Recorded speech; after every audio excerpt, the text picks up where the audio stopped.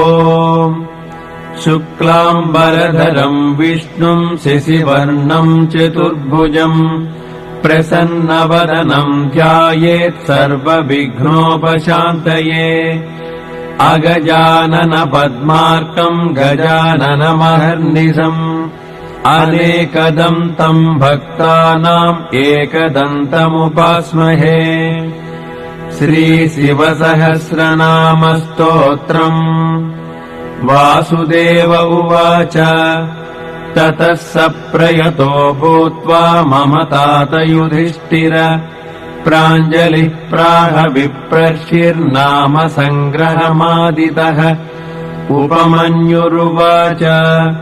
ब्रह्म प्रोक्तैः ऋषिप्रोक्तैर्वेद वेदाङ्गसम्भवैः